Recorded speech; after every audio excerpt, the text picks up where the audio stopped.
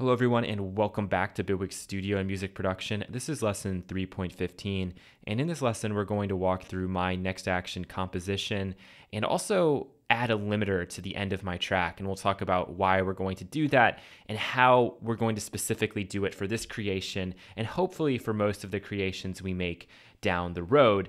Really what the limiter is going to do, at least for us, is we'll be able to boost our track and we can guarantee that we're not going to go into the red.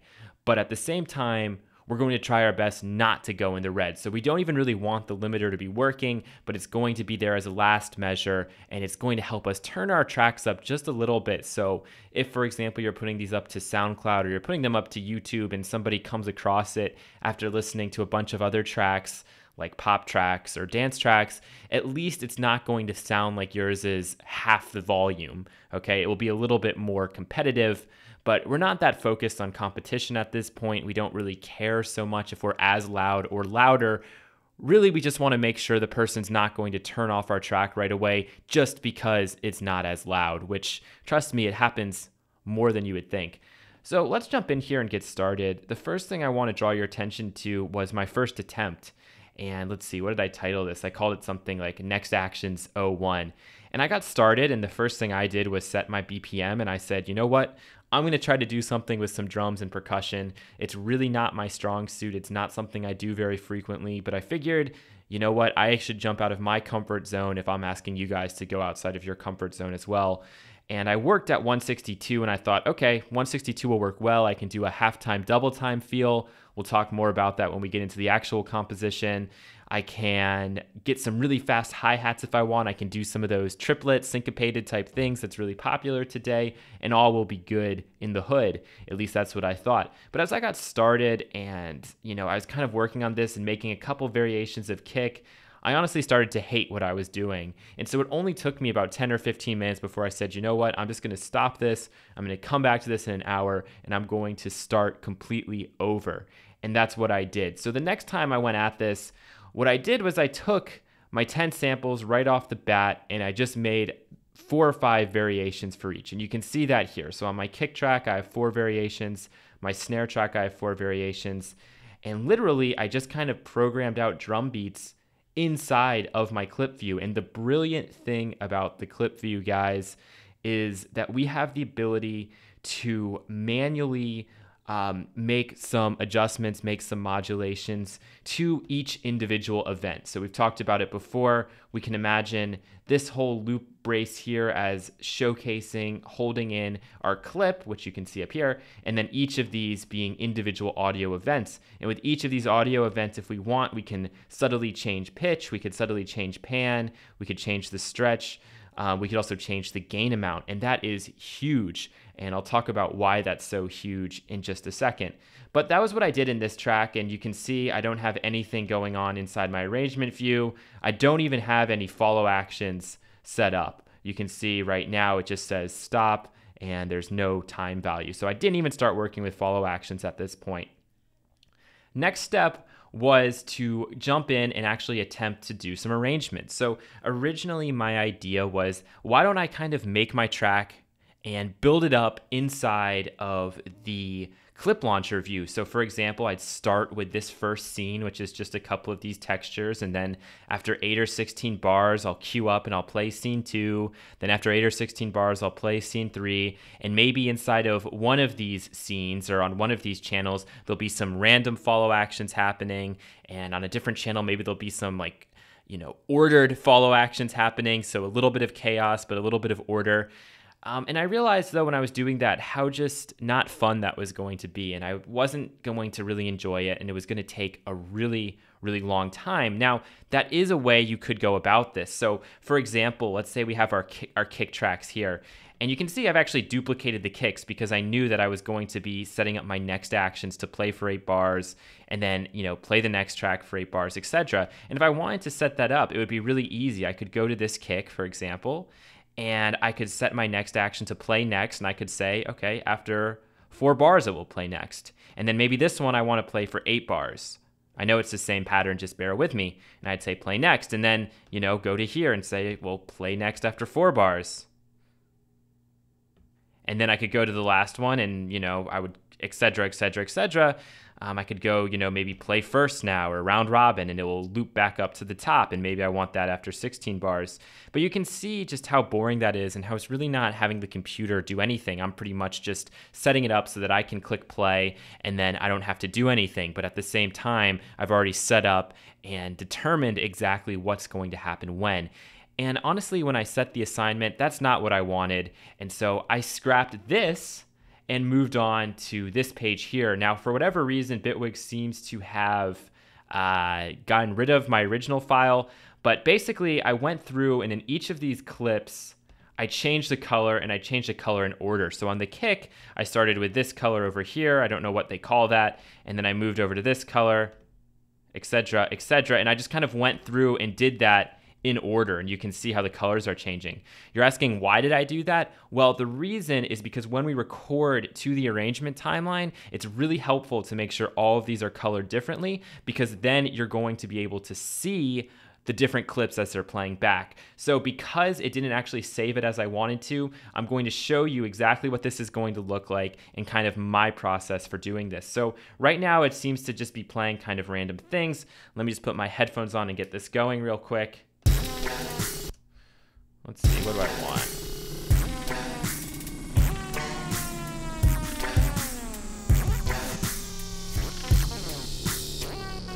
Okay, so I just basically selected a bunch of random clips inside of each of these scenes. And now with all of these, the setting is to play random after one duration.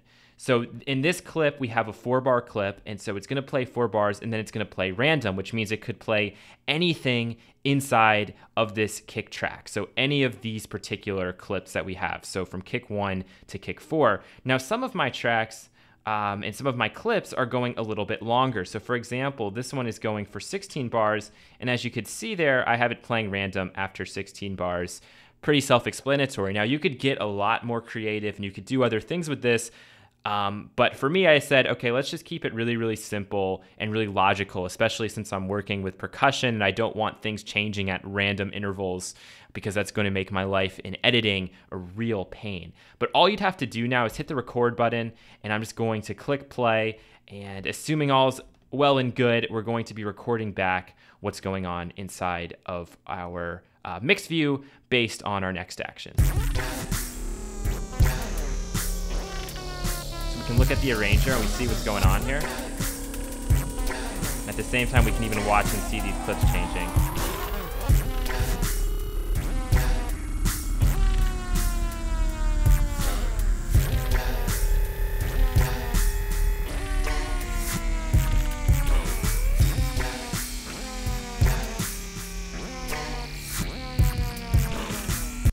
And when I actually went and did this, I let it record out for almost 3.5, 4 minutes. Unfortunately, I don't have that file saved anymore. I don't know what happened to it, but it really looked just totally crazy. And you can see here, if we jump just into our arrangement view, what this is going to look like. And if you can imagine this going out all the way to, like, I don't know, bar 145 or something, you could see just how kind of even beautiful something like that would look.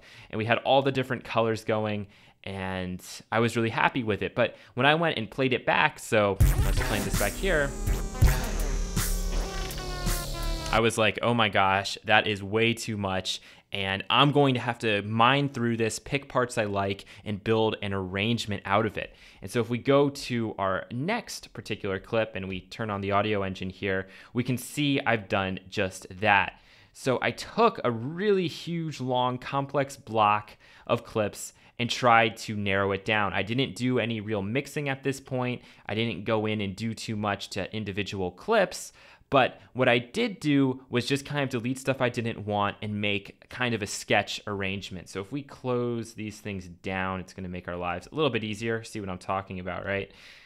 And you can see it here. And so I went back, played through it, and I was pretty happy with it. But I knew that I was going to be going in and making a little bit finer edits and doing some stuff with pan and doing some additional track automation as opposed to clip automation. So I saved it at this stage and then jumped over to what is called here the final stages. And that's where we're going to pick it up, and this is what we're going to listen to.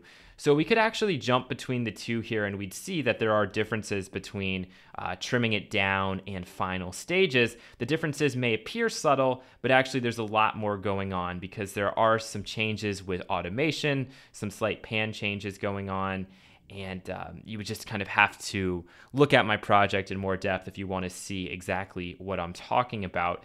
I also want to draw your attention to the show project panel over here. We haven't talked about this yet, really because it hasn't been that important, but basically you can just type some information in here. If you actually want to type in the title of the artist, you can do that. But honestly, I would use it most for the comment section because we can type in as much as we want here. And maybe I'm sending this to my friend and I'm telling my friend, perhaps more pan variation on the wind text track.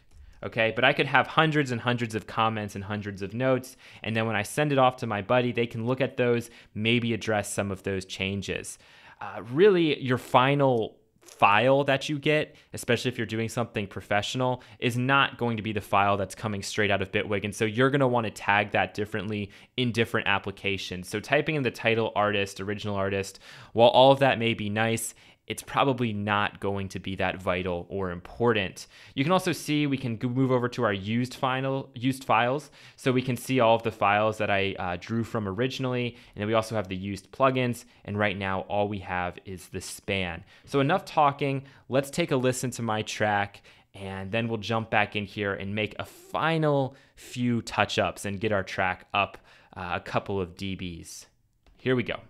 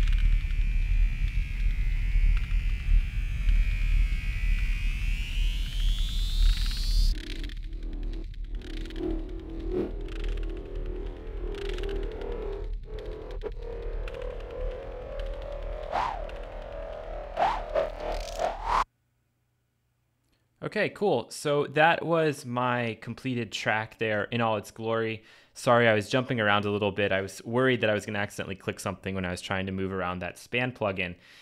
But we could hear the track and see what I was able to come up with. Now, a lot of the things that I was able to come up with, the ideas I had were purely from those next actions. So when I recorded out my huge block of time using just those random next actions, there were some really cool moments and some things I probably would have never thought of had I not used those next actions to begin with. And so for me, this ended up being a great experiment. It worked out perfectly. I thought I might have to go in and record a bunch of different times, but ultimately I was happy with my first block recording. I got a bunch of really cool ideas from it, and I built my track from there. Now, actually, a very cool track would just be to play out those next actions, let them go free, let them run wild, and then maybe just go in and delete some things or introduce different tracks at different times. Now, I wanted to make something that was a little bit more conventional, just to show you guys that you can do things very conventional with these tools as well. And that's what I tried to do with this composition. But let's talk about volume. So if you were watching what I had going on the mix view, you could see this number right here, this minus 5.6. This is our peak level. And if I click it, it's going to reset. If I click any of these numbers here in my meters, it will reset. And if I want to then start the track over, you'll see that we're going to get these numbers coming up here. And so it will be tracking the peak. I'm not going to play all the way back through, but it tracked and it came up with minus 5.6. That means we have 5.6 decibels of headroom before we reach 0. And if you've been watching my videos, you of course know what happens when you go over 0. It's a no-no zone. You're going to start getting some digital distortion, and really you're just going to be losing some of the clarity to your track. So let's talk about how we can maybe work on that and how we can maybe bring this volume up, since we know we have 5.6 dB of headroom. We're going to use a limiter here, and we'll talk more about the limiter in several videos probably. But for now, just think of the limiter as a tool that will allow you to turn up the volume of either a particular track or of your entire mix without ever clipping. So without getting that nasty digital distortion when we go over. So I'm just going to open this up, select the peak limiter, and here are the controls. It's a very, very simple device. As you can tell, we just have a couple things we can mess with. In fact, there are no presets when you're working with the limiter. And I'm going to go back inside of the arrange view. I'm going to try to find a really busy section. And let's see, I think there's a moment where everything kind of comes back in, maybe 73 to 81 or to 89. And I'll go ahead and loop this. And I'm going to click play, and I'm going to show you how you might want to set your limiter. All right, so let's play this back. From this spot, that would be helpful.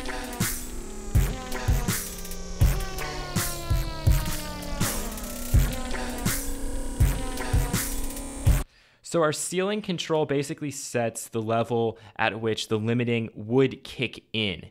Now remember, limiting is only occurring when we breach or cross the threshold. This minus 0.3 dB is the threshold. We can set it all the way to 0 if we want, but a lot of mix engineers are going to caution against that, because in this case, you're slamming right up against the end, and only with a really, really good limiter can you do that. So with a limiter like this, you know, minus 0.3 is fine. Maybe we'll do something just kind of random, okay, just to show you. So minus 0.35 dB. That is not even something, you can't hear the difference between 0 and like 0.3, or very few of us are going to be able to hear that difference, and we're going to need a great set of speakers and a great set of ears. If I start boosting the gain, what that's going to do is just bring up the overall level of my track, and we'll remember that there was that 5.6 dB of headroom. So right now, I'm going to set this exactly to 5.6 or thereabouts. I'll actually go over. I'm going to go to 6.5. All right? And now I'm going to click play, and let's watch and see if we get any sort of limiting occurring. Remember, we'll see limiting occurring when a blue dot appears, okay? And you'll see how much limiting is happening. So let's click play.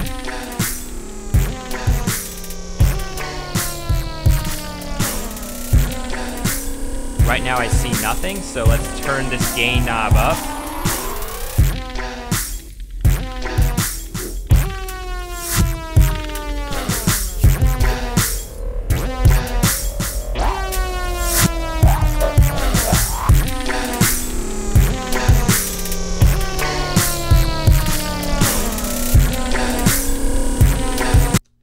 Now, a lot of commercial tracks you're going to hear might actually be pushing their limiter this hard. You could see that we were getting gain reduction all the way to 8 decibels. 8 decibels of gain reduction is a lot. And all a limiter is doing, much like what a compressor is doing, is it's limiting the dynamic range that we have. So from our highest peaks to our lowest troughs, because it's taking that really, really loud stuff and it's bringing it down very, very quickly. For our purposes, for our creations, I don't want to do that. I want to keep this as dynamic as possible. I actually don't even want to see any gain reduction. So I'm going to bring this back down, and I'm just going to put it at +5. The reason I'm going to use +5 is because I know it's going to turn it up 5 dB, which is a pretty big amount. Maybe I'll do 510, whatever. But I also know that it's still going to leave me room, and I'm never even going to reach -0.35 dB. Let's put it back to 0.3. Whatever. And I know I'm never going to hit that. I'm never going to cross that. So basically all I've done is just turn this up 5 dB. Heaven forbid though, there's a problem with our metering. The reason I'm going to use the limiter and not just like turn up the master 5 dB or go in here, add a tool and turn that up 5 dB is because there was a mistake with the metering and with the readings we got. So if for some reason it does actually get to that point, the limiter will still guarantee that we do not digitally distort. So I'm just going to play back from this region, make sure we're not getting any gain reduction. But if I turn this on and off, we're going to hear that difference of 5 dB.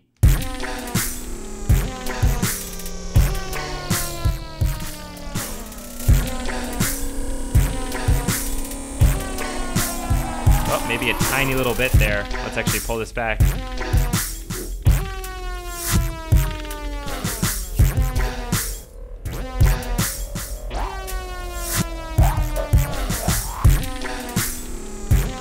Okay, so I'm pretty happy with that. Now, since we're not actually seeing any gain reduction, we're not going to worry about this release bias control or this release control. For now, I'll leave it at its defaults. Maybe I'll actually pull the release down just a little bit.